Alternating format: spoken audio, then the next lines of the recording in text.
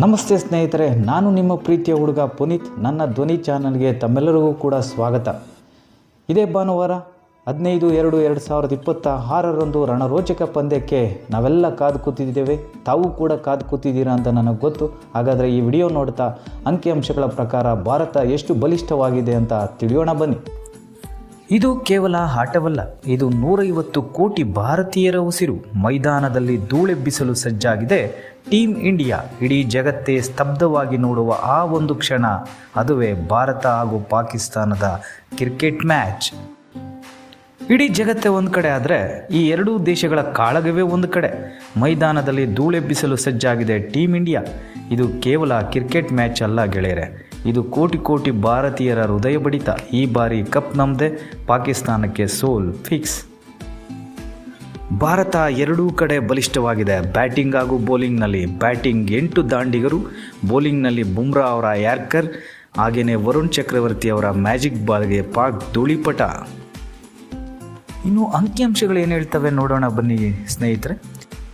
ಭಾರತ ಹಾಗೂ Pakistan T20 world ಕಪ್ನಲ್ಲಿ ಇದುವರೆಗೆ 7 ಪಂದ್ಯಗಳನ್ನು ಆಡಿದೆ. ಅದರಲ್ಲಿ 6 ಭಾರತ ಜಯಗಳಿಸಿದೆ, 1ರಲ್ಲಿ ಮಾತ್ರ ಪಾಕಿಸ್ತಾನ ಜಯಗಳಿಸಿದೆ. ಇನ್ನು ತಂಡದ ವೈಯಕ್ತಿಕ ಅಧಿಕ ಸ್ಕೋರ್ ಅಂದರೆ 194 ಭಾರತ ಗಳಿಸಿದರೆ ಪಾಕಿಸ್ತಾನ ಒಮ್ಮೆ 160 ಗಳಿಸಿದೆ. ಇನ್ನು ಭಾರತ ಹಾಗೂ ಪಾಕಿಸ್ತಾನ ಪಂದ್ಯಗಳ ವಿಶ್ವಕಪ್ನ ರಣರೋಚಕ ಕ್ಷಣಗಳು. 2007ರ ಫೈನಲ್ T20ಯಲ್ಲಿ ಶ್ರೀಶಾಂತ್ ಹಿಡಿದಂತಹ ಒಂದು ಅದ್ಭುತ ಕ್ಯಾಚ್. ಹಾಗೆ 2022ರ ಮೆಲ್ಬರ್ನ್ ಪಂದ್ಯದಲ್ಲಿ ವಿರಾಟ್ ಕೊಹ್ಲಿ ಅವರ ಆ ಅಸಾಧ್ಯವಾದ 2 ಸಿಕ್ಸರ್ಗಳು ಸೋಲಿನ ದವಡೆಯಿಂದ ಭಾರತ ಗೆದ್ದು ಬೀಗಿದ್ದು. ಪಾಕಿಸ್ತಾನ ಅಂದರೆ ಮೊದಲಿಗೆ ನೆನಪು ಬರೋದು ಸಚಿನ್ ತೆಂಡೂಲ್ಕರ್ ಹಾಗೂ ವಿರಾಟ್ ಕೊಹ್ಲಿ. ಏಕದಿನ ವಿಶ್ವಕಪ್ನಲ್ಲಿ ಪಾಕಿಸ್ತಾನದ ವಿರುದ್ಧ 313 ರನ್ನನ್ನು ಗಳಿಸಿದ್ದಾರೆ ನಮ್ಮ ಸಚಿನ್ ತೆಂಡೂಲ್ಕರ್, ಕ್ರಿಕೆಟ್ ದೇವರು. ಹಾಗೆಯೇ ಕಿಂಗ್ ಕೊಹ್ಲಿ. T20 ವಿಶ್ವಕಪ್ ಇತಿಹಾಸದಲ್ಲಿ ಪಾಕಿಸ್ತಾನದ ವಿರುದ್ಧ ವಿರಾಟ್ ದಾಖಲೆ ಅದ್ಭುತವಾಗಿದೆ. ಅವರು ಪಾಕಿಸ್ತಾನದ ವಿರುದ್ಧ ಆಡಿದ 5 ಪಂದ್ಯಗಳಲ್ಲಿ 300ಕ್ಕೂ ಹೆಚ್ಚು ರನ್ನನ್ನು ಗಳಿಸಿದ್ದಾರೆ. ವೀಕ್ಷಕರೇ, ನಿಮ್ಮಲ್ಲಿ ಈ 92 ಅಜೇಯ ಸಚಿನ್ ಗ್ರೇಟಾ ಅಥವಾ 82 ಅಜೇಯ ವಿರಾಟ್ ಕೊಹ್ಲಿ ಗ್ರೇಟಾ? ಕಾಮೆಂಟ್ನಲ್ಲಿ ತಿಳಿಸೋದನ್ನು ಮರಿಬೇಡಿ. ಆದರೆ ಈ ಒಂದು 20 ವರ್ಲ್ಡ್ ಕಪ್ನಲ್ಲಿ ಸಚಿನ್ ಹಾಗೂ ಕೊಹ್ಲಿ ಆಟ ಆಡ್ತಾ ಇಲ್ಲ. ಆದರೂ ಕೂಡ ಅವರ ಅದ್ಭುತ ಸಾಧನೆಗಳ ಅಂಕಿಅಂಶಗಳನ್ನು ನಾವು ಇಲ್ಲಿ ನೆನೆಸ್ಕೊಳ್ಳೇಬೇಕು. ಹಾಗಾದರೆ ಸ್ನೇಹಿತರೆ, 98 ರನ್ ಸಚಿನ್ ಗಳಿಸಿದ್ದಾರೆ, 82 ರನ್ ಕೊಹ್ಲಿ ಗಳಿಸಿದ್ದಾರೆ. ಈ 2 ಮ್ಯಾಚ್ಗಳನ್ನು ವೀಕ್ಷಣೆ ಮಾಡಿ ಯಾವುದು ಬೆಸ್ಟ್ ಅಂತ ಕಾಮೆಂಟ್ನಲ್ಲಿ ತಿಳಿಸೋದನ್ನು ಮರಿಬೇಡಿ.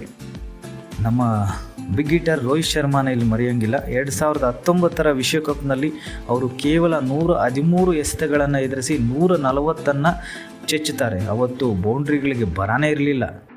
ಇನ್ನೂ ಒಂದು ವಿಶೇಷತೆ ಏನು ಅಂದರೆ 2007ರ ಮೊದಲ T20 ವಿಶ್ವಕಪ್ನಲ್ಲಿ ಭಾರತ ಪಾಕಿಸ್ತಾನ ಪಂದ್ಯ ಟೈ ಆಗಿರುತ್ತೆ.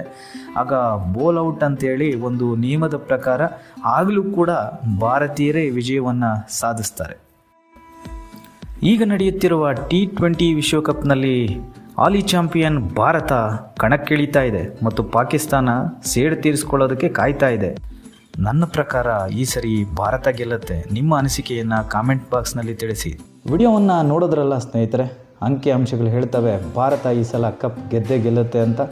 ತಮ್ಮ ಅನಿಸಿಕೆಯನ್ನು ಕೂಡ ಕಾಮೆಂಟ್ ಬಾಕ್ಸ್ನಲ್ಲಿ ತಿಳಿಸಿ. ತಮ್ಮ ಫೇವ್ರೇಟ್ ಪ್ಲೇಯರ್ ಯಾರು ಅಂತ ತಿಳಿಸಿ. ನನ್ನ ಫೇವ್ರೇಟ್ ಪ್ಲೇಯರ್ ವಿರಾಟ್ ಕೊಹ್ಲಿ. ನನ್ನ ವಿಡಿಯೋಗಳು ಇಷ್ಟ ಆದರೆ ದಯವಿಟ್ಟು ಈಗಲೇ ಧ್ವನಿ ಚಾನಲನ್ನು ಸಬ್ಸ್ಕ್ರೈಬ್ ಮಾಡ್ಕೊಳ್ಳಿ. ಇನ್ನು ನನ್ನ ಚಾನಲ್ನ ಅನೇಕ ವಿಡಿಯೋಗಳನ್ನು ತಾವು ದಯವಿಟ್ಟು ಲೈಕ್ ಹಾಗೂ ಶೇರ್ ಮಾಡೋದನ್ನು ಮರಿಬೇಡಿ. ನಿಮ್ಮ ಸ್ನೇಹಿತರಿಗೂ ತಿಳಿಸಿ. ಬರ್ತೀನಿ ಫ್ರೆಂಡ್ಸ್, ವಂದನೆಗಳು.